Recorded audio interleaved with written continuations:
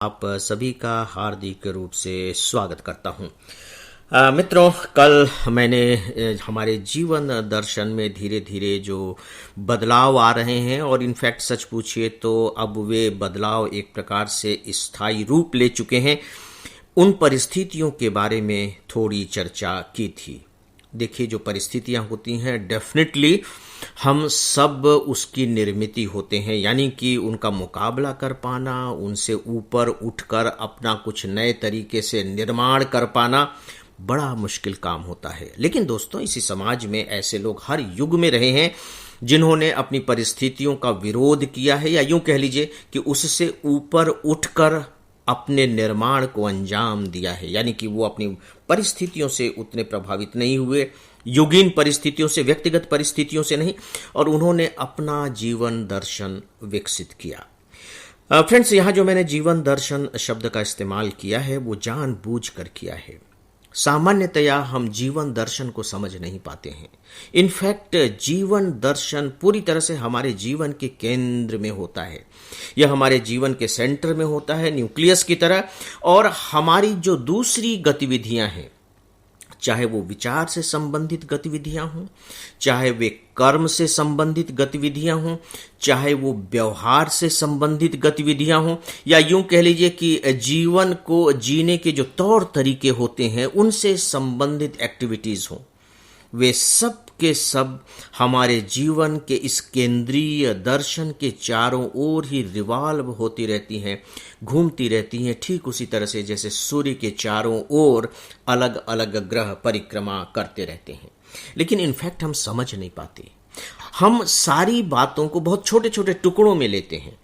लेकिन अगर कभी आप इत्मीनान से, शांति के साथ बैठकर अपने उन अलग अलग टुकड़ों को जोड़कर एक कोई चीज बनाएं, तो जो तस्वीर उभर करके आएगी वही तस्वीर इनफैक्ट हम सब के अपने अपने जीवन दर्शन की तस्वीर होती है।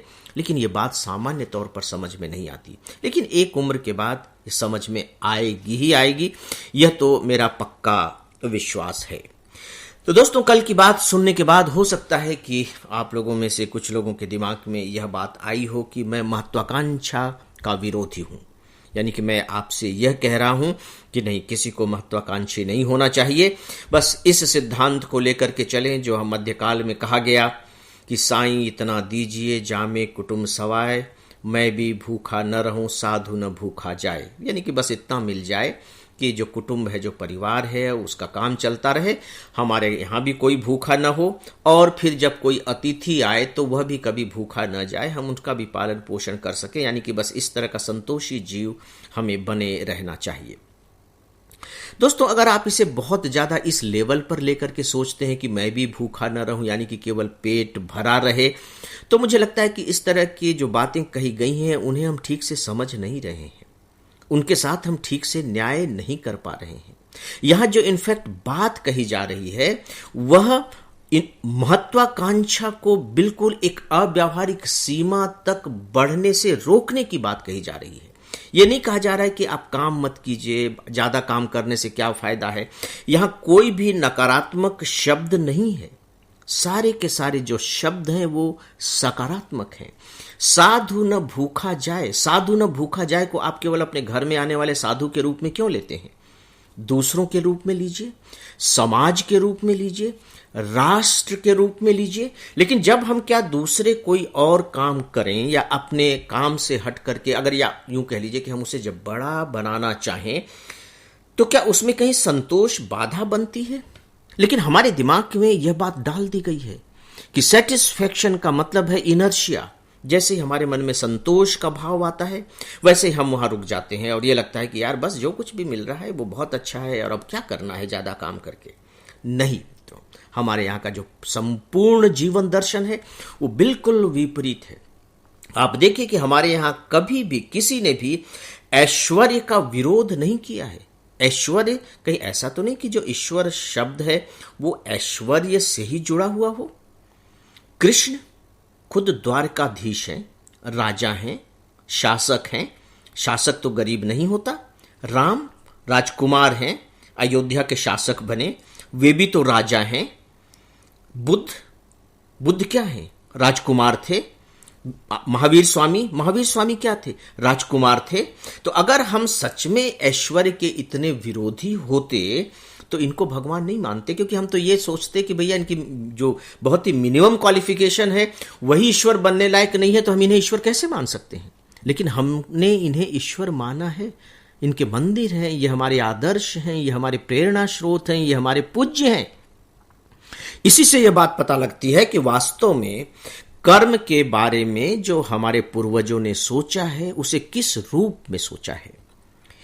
दोस्तों, मुझे ऐसा लगता है कि उनकी जो दृष्टि थी वह दृष्टि थी बेहतरी के लिए काम करना। आप काम कर रहे हैं, आप उस काम का लुत्फ उठाइए, उस काम का भरपूर आनंद लीजिए। हमारे यहां कभी भी काम को और जीवन को अलग अलग बांट कर नहीं देखा गया है। दोनों बिल्कुल एक हैं।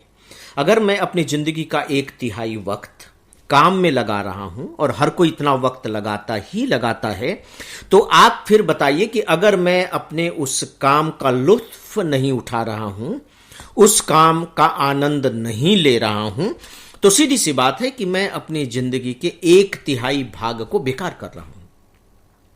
और जो दूसरा 1/3 है वो ऑलमोस्ट सोने में चला जाता है। तो बचा क्या? मेरी जिंदगी मेरे हाथ में है कितनी? 1/3।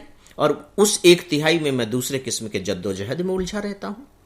तो मैं जो फोकस तरीके से, बड़े अनुशासन के साथ, ध्यान पूर्वक जो काम करता हूं, वो यही तो है 1/3, जिसे आप कर्म कह लीजिए, जिसे आप नौकरी कह लीजिए, जिसे आप व्यापार कह लीजिए, जिसे आप पढ़ाई कर लीजिए, जिसे आप खेती बाड़ी कह लीजिए, जिसे आप मजदूरी कह लीजिए, जो आप नाम देना चाहें आप दे लीजिए, क्योंकि इससे हमारा पोषण हो रहा है। और जिससे भी हमारा पोषण हो रहा है वह हमारे लिए पूज्य है, उसके प्रति हमारे मन में श्रद्धा का भाव होना चाहिए। दोस्तों, धरती को हमने माता माना है। किस युग में माता माना? उस युग में माता माना जब हमारे यहां कृषि प्रधान संस्कृति थी, क्योंकि धरती हमारा पोषण कर रही है, धरती से अन्न उपजता है। गाय को हमने माता माना किस युग में? पशुपालन के युग में, क्योंकि गाय हमें दूध दे रही है, उससे हमारा पोषण हो रहा है, और फिर जो गोबर वगैरह है उससे तो खेती बाड़ी हो ही रही है। तो आप देखिए कि भारतीय दर्शन ने जो पोषण करने वाला है उसे कितना बड़ा स्थान दिया है, और दिमाग में नहीं बल्कि दिल में स्थान दिया है। चेतना की बात नहीं है, संस्कृति में स्थान दिया है। तो क्या आज हम जो भी काम कर रहे हैं उसके प्रति हमारे मन में इसी तरह का भाव नहीं होना चाहिए? और जैसे ही दोस्तों आपके अंदर इस तरह का भाव आएगा, आप देखेंगे कि आपके अंदर के जो तनाव हैं, दबाव हैं, चिड़चिड़ाहट है, झल्लाहट है, फ्रस्ट्रेशंस हैं, वो धीरे धीरे धीरे धीरे कम होने लगेंगे। और एक वक्त ऐसा आएगा जब ये समाप्त हो जाएंगे, और उसी दिन आप समझेंगे कि साईं इतना दीजिए जामे कुटुंब समाए, उसका भावार्थ क्या है। अभी तो हम सब शब्दार्थ तक रुके हुए हैं। तो दोस्तों, अब आप सबसे अनुमति चाहूंगा। नमस्कार।